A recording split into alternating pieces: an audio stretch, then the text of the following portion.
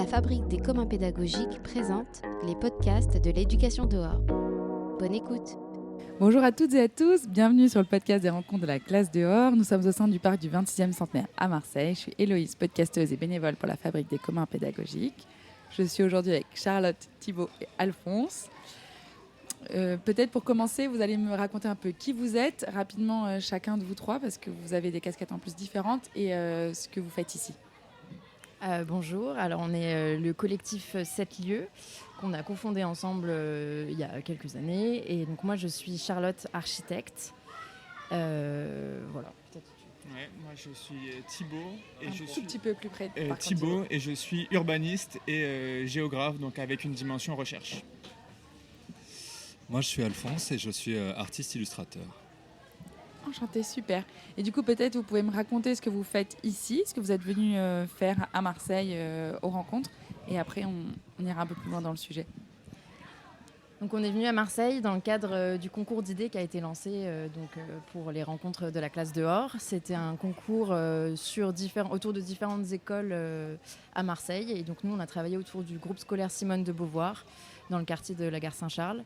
Et le but, c'était de créer une architecture qui pouvait accueillir les enfants en extérieur, donc faire classe dehors, 4 jours par semaine. Donc avoir vraiment une structure à la fois complète, polyvalente pour les enfants de la maternelle à l'élémentaire.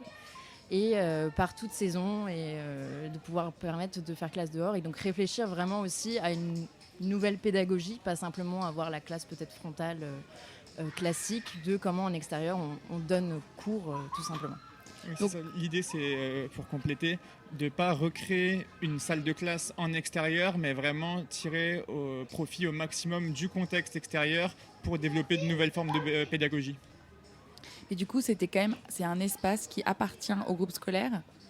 Non, c'est dans les abords du groupe scolaire et le site n'était pas défini dans le concours. C'était à nous de déambuler et de trouver un espace propice à faire classe dehors. Il y avait différentes échelles dans ce concours, S, L, XL. Et donc soit c'était à l'échelle de la ville de Marseille, soit à l'échelle du quartier, ou alors des abords du groupe scolaire. Et nous, on a choisi l'échelle S, qui est le groupe scolaire. Et alors finalement, où est-ce que les enfants de la gare Saint-Charles font classe dehors, selon vous ? Enfin, où ils pourraient ? Donc on a repéré juste en face du groupe scolaire Simone de Beauvoir une parcelle enherbée qui était très intéressante déjà parce qu'elle avait une topographie très riche et donc on pouvait imaginer toutes sortes de jeux avec la pente par les enfants. Et puis elle est facilement accessible en fait depuis l'école. Il y a simplement une rue à traverser et on sait que même faire des petites distances pour les adultes, ça peut être un enjeu pour les enfants et particulièrement à Marseille où la circulation est parfois un peu imprévisible, on va dire. Et voilà, donc c'est une parcelle assez vaste sur laquelle à la fois on peut imaginer des espaces vraiment type un peu amphithéâtre dédiés à l'architecture, mais aussi des espaces plus sauvages dans lesquels les enfants peuvent s'aventurer, explorer et être plus au contact de la nature, même si on est en contexte urbain dense. Ok. Et Alphonse, je me demande, qu'est-ce qu'un artiste vient faire dans de l'architecture pour de la classe dehors ? Je participe, moi, à la réflexion et à la proposition d'idées et de concepts un peu plus, pas farfelus, mais on va dire hors norme de ce qui est proposé généralement. Et donc, ça peut être très varié. Et ensuite, une fois qu'on a choisi une idée, on va essayer de la rendre réalisable, donc en la reprécisant et en l'adaptant à un contexte réel. Et après, moi, je vais aussi participer au confectionnement graphique, notamment des planches qu'on expose. Et voilà, mais on participe tous les trois. Après, là, il y avait une personne supplémentaire pour nous aider. Mais, Oui, Esther Delaunay, je cite juste son nom, qui est également architecte. Mais oui, on participe tous les trois, en fait, à peu près à tous les enjeux, à tous les moments de la conception et de la réflexion du projet. Trop chouette. Et là, donc, qu'est-ce que vous êtes venu chercher aux rencontres ? Est-ce que vous attendiez à quelque chose de spécifique ?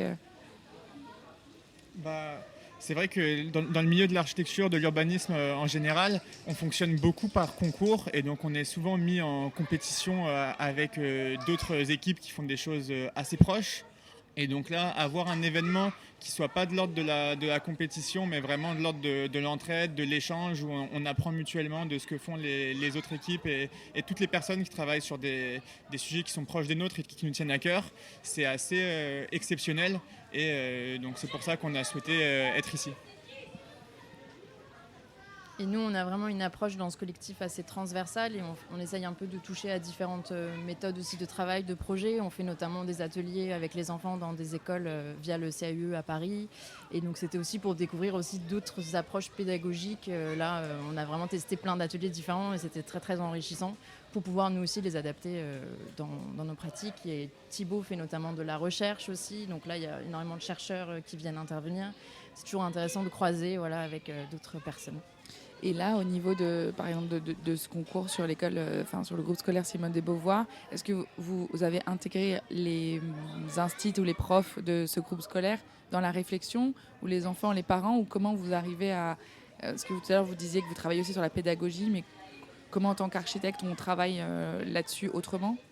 Alors, ça a été beaucoup de recherches déjà en amont. Donc, on avait déjà prédéfini, nous, dans la réponse qu'on avait fait pour le concours Europan 17, où on avait travaillé sur cette question de l'enfant en ville. Donc, on avait un petit peu déjà fait un grand tour du sujet. Mais là, pour ce projet, notamment de classe, on s'est tourné vers des maîtresses, une maîtresse en particulier de maternelle et une en élémentaire, pour lui poser simplement des questions aussi de...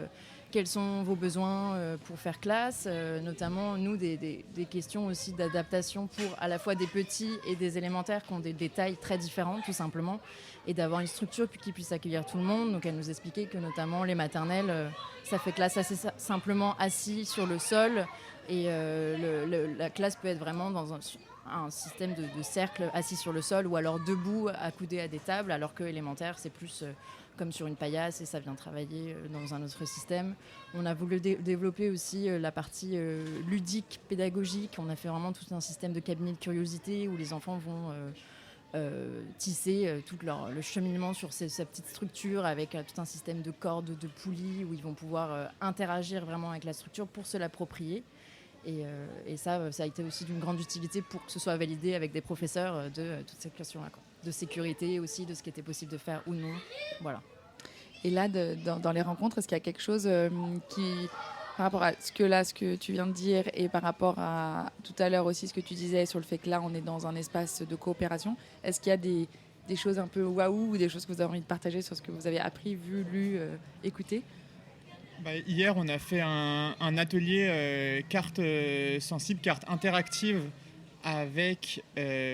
donc c'était avec le Fab Lab, et donc c'était hyper enrichissant. On a appris déjà à enregistrer des sons et à manipuler des outils on va dire techniques qui semblent un peu impressionnants de prime abord, mais là on s'est rendu compte que c'était assez relativement facile à prendre en main, et qu'on pouvait avoir des rendus qui étaient très créatifs, avec juste la volonté d'aller dans des directions originales. Et donc en l'espace d'une heure, on a non seulement appris, mais on a aussi réalisé une carte sonore de Marseille, où on a pu placer nos voix respectives sur des projets ou des lieux qu'on connaissait vaguement.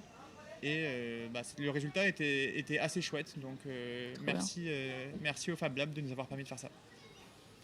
Oui, et on a fait aussi un autre atelier sur les fermes, l'accueil en ferme de classe par exemple. Et ça, c'était hyper passionnant, parce qu'on était confrontés à des agriculteurs et agricultrices qui posaient énormément de questions sur l'aménagement de fermes, comment accueillir des groupes d'enfants dans leur structure.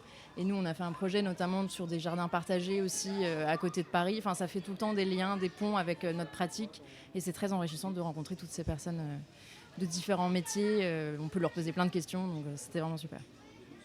Et qu'est-ce qui vous plaît le plus dans votre métier et dans votre collectif, le fait de travailler aussi avec des compétences différentes et des corps de métier différents, et plus spécifiquement de travailler sur des concours pour la ville à hauteur d'enfant ? Qu'est-ce que vous trouvez là-dedans, pourquoi aller là-dedans, quoi ? Moi, c'est quelque chose que je développe pas mal dans mes recherches, mais je crois beaucoup au concept de design universel ou de conception universelle, qui est qu'en fait, à partir du moment où on adapte un espace pour un public qui est mis en vulnérabilité par cet espace originellement, et ben, l'espace devient automatiquement plus hospitalier et plus agréable pour toutes les personnes qui passent ou qui l'habitent de manière temporaire. Et donc là, on sait qu'en ville, les enfants, ils sont particulièrement vulnérables. Ils sont cantonnés à des espaces vraiment précis, comme l'école notamment, ou la maison. Ils peuvent difficilement se déplacer en ville, notamment à cause de l'automobile qui est présente partout. Et donc, penser en fait une ville pour les enfants, c'est aussi penser une ville pour les personnes qui se déplacent un peu plus difficilement, pour les personnes qui ont des dispositions sensorielles ou cognitives particulières, etc. Et globalement, on se rend compte que dès qu'un espace est aménagé originellement pour les enfants, il est agréable vraiment pour tout le monde. Donc les enfants, c'est une porte d'entrée vers une manière de penser la ville de manière beaucoup plus créative, sensible. Et je pense que c'est une thématique qui est énormément présente aussi avec la question de la classe dehors, où on voit que la classe dehors, c'est une entrée par les enfants, mais qu'il y a des problématiques écologiques et sociales qui sont énormes. Et en fait, c'est toute une réflexion sur la société qui est portée avec le thème de la classe dehors. C'est clair.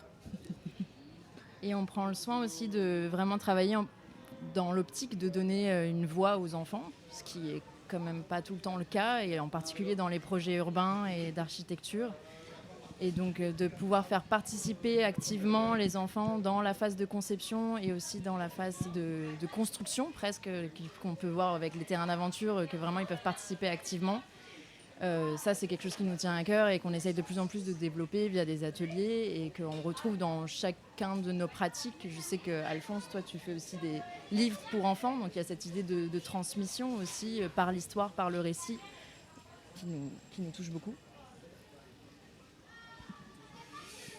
Moi, j'aime beaucoup l'idée de en fait, donner un terrain propice à la stimulation et à l'imaginaire.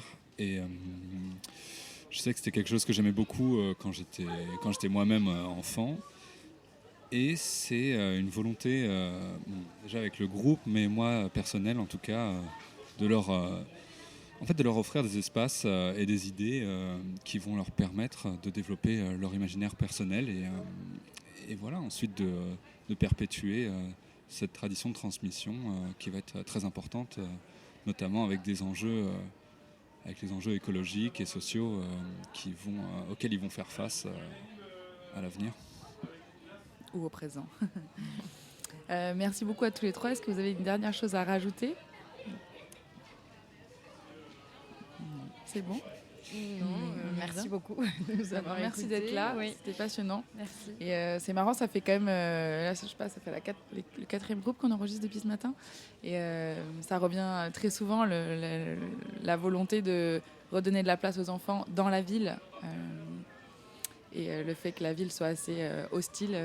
Donc voilà. Il y a aussi les parcs où vont les enfants. Ce matin, on recevait une élue à Rennes qui est spécialisée dans la ville à hauteur d'enfants, qui a un poste assez unique en France. Et donc, voilà, elle rappelait qu'il y a les parcs, mais l'idée, c'est de réussir à en faire d'autres espaces. Et donc, je lui demandais notamment si, par exemple, nous, dans le métro à Marseille, on n'a qu'une seule rampe qui est très haute. Avec ma fille de 3 ans, ils ne peuvent pas atteindre. Je me demande toujours pourquoi ça n'a pas été pensé. Et elle me disait, non, mais c'est qu'à Marseille, parce que nous, à Rennes, on a une double rampe. Donc, bon, il y a quand même des villes qui sont plus ou moins... voilà. Et heureusement qu'il y a des archis et des urbanistes qui accompagnent aussi la pensée de tout ça. Donc, merci à vous. Merci beaucoup.